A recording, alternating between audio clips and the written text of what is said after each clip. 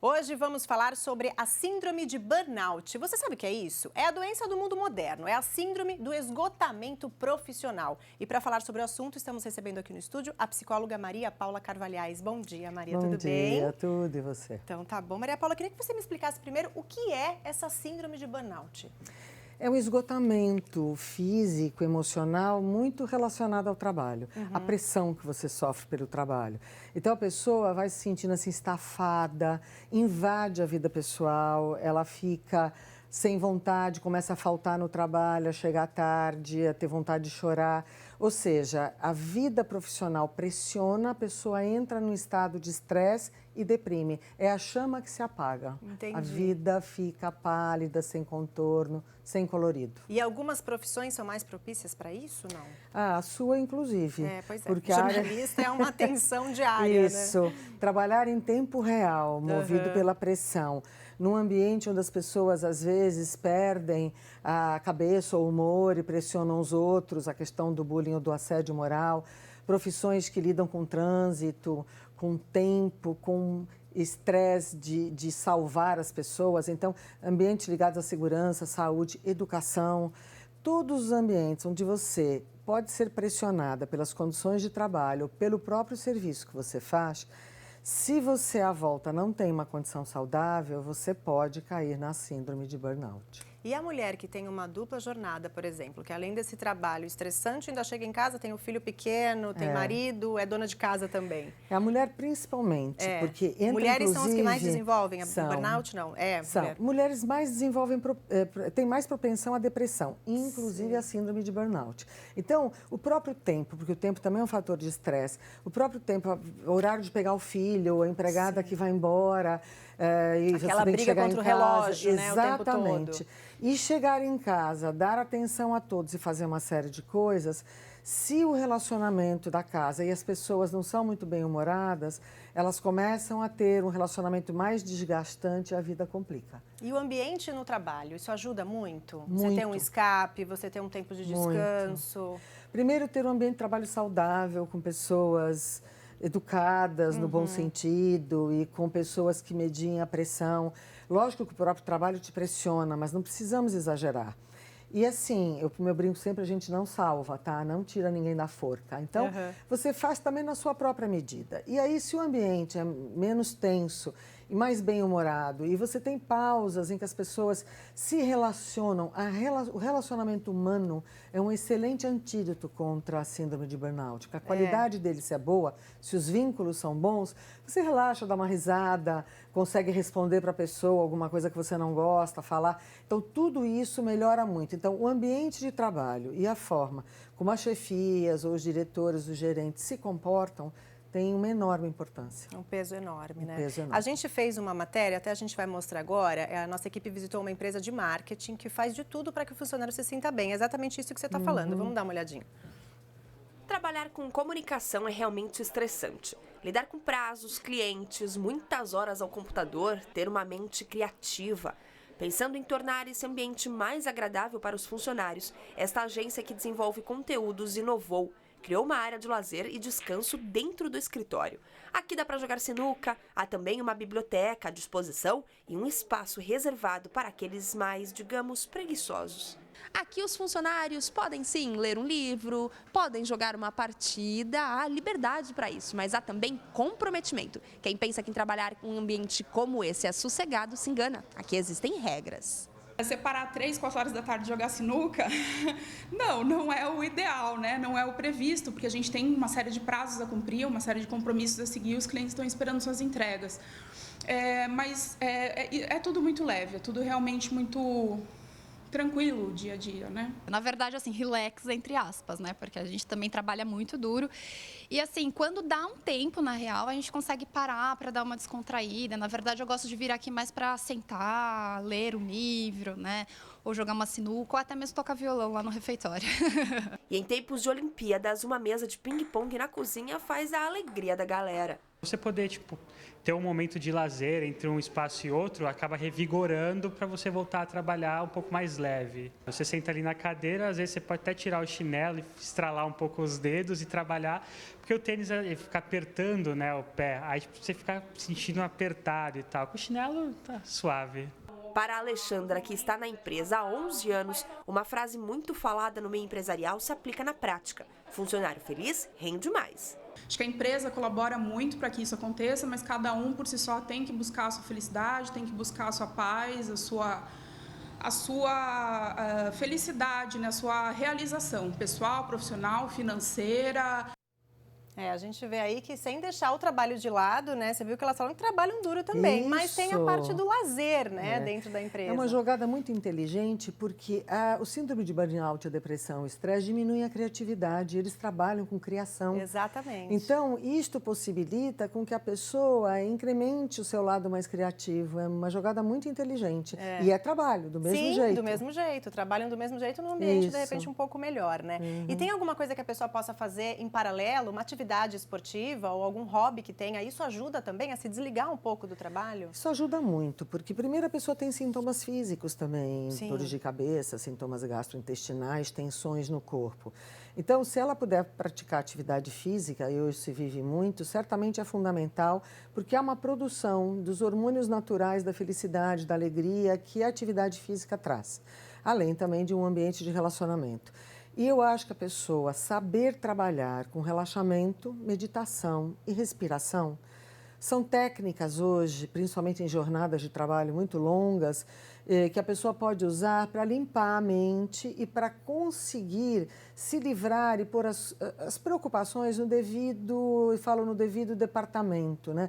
Você fecha gavetas para poder ficar com o espaço mais limpo. E o que seria isso? Uma pausa, assim, durante o trabalho? Uma pausa, por exemplo, eu faço meditação, deveria ser 20 minutos 2 vezes por dia, mas eu faço 10 minutos, às vezes só 1 vez por dia. Mas há um momento, um intervalo em que eu vou para o eixo, arrumo postura, respiro, porque quando você está estressada, você respira pouco e curto. Então, a tendência é o cérebro sofrer por falta de oxigenação. Então, quando você respira, você oxigena o seu cérebro, que já faz você pensar melhor, se sentir melhor e ficar mais concentrada, porque a síndrome também interfere muito na concentração e na sua capacidade de trabalho. Sim. E aí você limpa os pensamentos que estão te incomodando e abre espaço para novas coisas. Por isso que eu digo que a criatividade aparece nesses espaços. Flui. Exatamente. Às vezes, conversando com uma outra pessoa, você tem ideias, você vê novas saídas. Então, o relacionamento com as pessoas, no ambiente de trabalho, ter espaços em que as pessoas possam se cruzar, conviver. Espaços de convivência são muito importantes. Tá, eu vou chamar o nosso repórter Felipe Pereira de Campinas. Parece que ele sofreu da síndrome de burnout. É isso, Fê? Conta pra gente. É isso, Van, é isso sim. Bom dia, Maria Paula. Mais uma vez, bom dia a quem acompanha o VTV da gente. Relutei um pouquinho em falar sobre isso, mas eu decidi falar, porque afinal de contas é uma coisa que aconteceu, uma coisa que já está superada na minha vida. Eu tive a síndrome, sim. Ficava tão pilhado, para falar o português bem claro, ficava tão pilhado no meu serviço, fora do meu serviço. Meu pai tá doente, enfim. Isso faz mais ou menos uns 2, 3 anos. Então, como a Maria Paula falou, né, de fechar gavetas. Eu não fechava as gavetas, eu deixava elas praticamente abertas, todas elas abertas. Então, eu tinha preocupação com o meu trabalho, preocupação com o meu pai, preocupação com o dinheiro, preocupação com a minha mãe e tudo isso ao mesmo tempo. Mesmo depois que eu saía do serviço, também eu tinha as preocupações em ficar pilhado nas notícias para ver o que tinha de notícia acontecendo, até que chegou um dia que eu apaguei. Não foi um desmaio, mas foi assim, eu não lembrava o que eu estava fazendo, eu não sabia o que eu estava fazendo, eu sabia onde eu estava, mas eu não sabia o que eu estava fazendo mais. Então eu queria perguntar para a Maria Paula 2 questões importantes. A primeira delas, quando eu fui diagnosticado, disseram no primeiro momento depressão.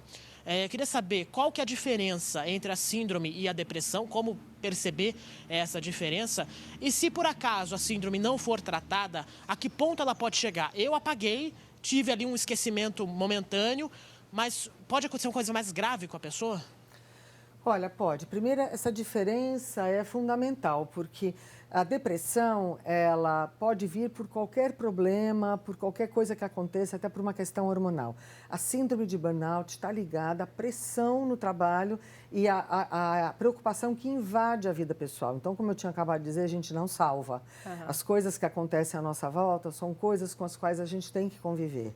E no caso do Felipe, ele se sentiu pressionado a salvar e resolver tudo. E outra coisa, essa hoje pressão da vida moderna é de que a gente tem que ser muito bom em tudo, não pode falhar em nada. A gente se cobra, né? Então, isso que você teve foi uma ausência.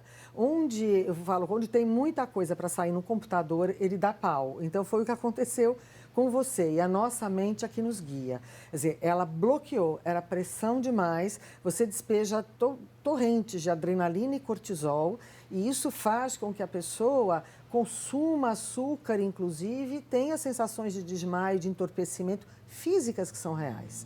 Então, a diferença é que está ligada ao ambiente de trabalho, a esta pressão que você sente para resolver e invade a sua vida pessoal. E hoje em dia, Felipe, você faz alguma coisa para administrar isso? Tem alguma técnica, alguma coisa que você utiliza? Na verdade, eu simplesmente, depois disso, eu parei para pensar um pouquinho justamente na história da vida, né? Falei assim, até que ponto vale a pena ficar sofrendo por causa de tudo, né? Até que ponto ficar preocupado com absolutamente tudo. Então, eu passei a pensar no trabalho, apenas no trabalho, passei a sair mais com meus amigos, passei a me divertir um pouco mais. Cheguei a uma época a fazer atividade física, inclusive, até para emagrecer, porque eu estava precisando. Então, assim, eu comecei a sair mais, comecei a dar mais risada, voltei a dar risada, na verdade. Chegava uma época, eu tenho riso muito frouxo, né? Muito fácil, todo mundo aqui já está até acostumado. Mas naquela época eu não conseguia nem rir direito. Eu ria tal, mas eu não tinha aquela sensação de alegria de estar rindo de verdade. Então eu comecei a rir mais, comecei a sair com meus amigos, pegava a minha mãe, a gente ia fazer alguma coisa enquanto meu pai estava sendo tratado, enquanto meu pai estava sob os cuidados médicos. Então isso daí tudo ajudou a melhorar. Hoje, não digo 100%, né, que a minha vida está absolutamente tranquila, que meu pai segue doente, mas pelo menos nisso a gente melhorou, não só eu, como também a minha mãe. A gente começou a fazer uma coisa um pouquinho melhor, a gente começou a viver a vida novamente. E eu acho que é isso que fez com que a gente melhorasse de vez. Tá bom, Fê. Obrigada pela sua participação e pelo seu relato. E continuando aqui então, Paulo, eu queria que você falasse, ele falou aí de separar as coisas, né? O trabalho, do problema do pai dele, da vida pessoal. Isso é importante? A pessoa tem que saber separar? Muito importante. Você tem departamentos dentro de você. Eu costumo dizer que a vida é um tripé para você equilibrar. Você tem que ter a vida profissional, estudo, tal. Você tem que ter as relações familiares, afetivas, tal. E você tem que ter o lazer, os hobbies, os interesses, onde entra também a atividade física.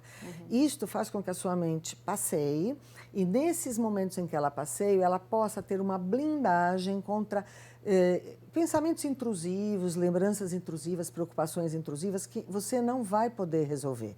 Eu sempre brinco que a ansiedade é você fechar o envelope, não ter terminado a carta, mandar um e-mail antes de acabar. O que você não pode resolver, você deixa em stand-by, porque você tem que viver. E enquanto você vive, algumas coisas mudam, ideias vêm, e nem sempre as coisas até continuam daquele jeito, nem a pressão é tão grande. Então, isto de você separar e abrir espaços. Organizar, né? Os departamentos. Organizar, né? Os departamentos, oxigenar a vida e abrir espaços para viver outras coisas, enquanto o que tem que acontecer, acontece. E o que ele tinha dito, se existem coisas mais graves, existem, porque tudo que está no seu código genético, onde você tem essa pressão, essa bomba de adrenalina e cortisol, onde você não se alimenta direito, não dorme direito, tudo que poderia acontecer mais tarde, por exemplo, se você iria detonar um diabetes mais velho e você não está praticando atividade física e engorda, você detona o diabetes agora, que é um problema, uma doença autoimune. E assim por diante, quer dizer, coisas que você poderia não desenvolver ou virem mais tarde com a idade, você idoso, aparecem na juventude. Você vê pessoas jovens trabalhando em condições muito estressantes e desenvolvendo doenças que têm a ver com esse estado emocional. Então, o que ele teve foi um alerta. Sim. E o alerta significa que a gente vai repensar a vida. Pois é, foi o que ele fez. Exatamente, foi exatamente o que ele fez. E no início, quais os sintomas que a pessoa deve perceber e já procurar ajuda? Eu falo que o primeiro sintoma é mesmo a questão da chama que apaga, do burnout. Você começa a perceber que a vida não tem... É o que ele falou do riso, né? Ele sorria, mas não dava risada, né? Não tem colorido, não tem contorno, você tem um desânimo, não tem essa alegria de viver. É um sintoma.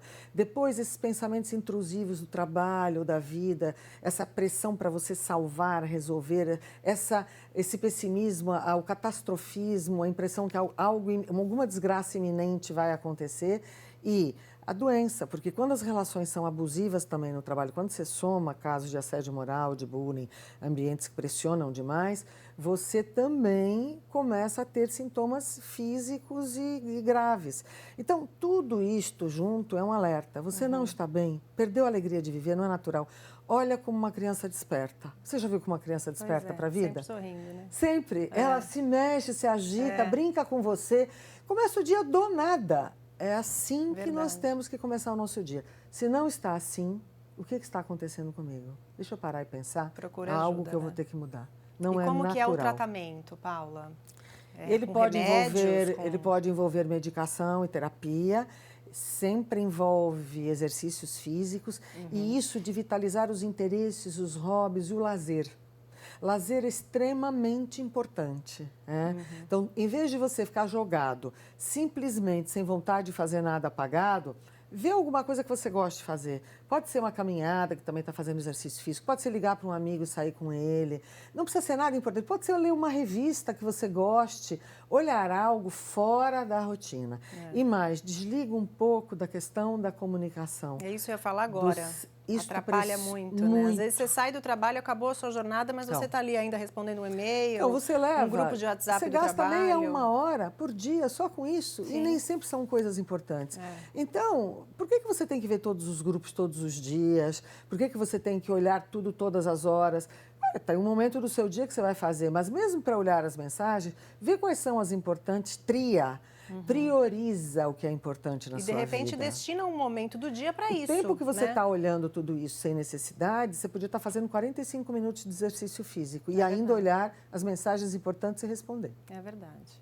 Então, desligar é importante e não pilhar, isso que ele falou, não pilhar com pressão e tecnologia pilha. Ela estimula ondas cerebrais, a parte elétrica, né, do cérebro. Isso faz com que você tenha mais bloqueios e não produza o que você tem que produzir. Você vai dar um apagão em alguma coisa. Com certeza, em algum momento, né? Paula, muito obrigada pela sua entrevista, foi ótima. Obrigada pela sua presença. Eu espero que as pessoas possam se cuidar cada vez mais e melhor. Com certeza, né? E procurar ajuda o mais rápido possível, Sim, né? Assim com que aparecer o certeza. primeiro sintoma, procurar ajuda para não acontecer o pior. Quanto mais cedo, melhor. Melhor. Obrigada, um bom dia para você. Bom dia.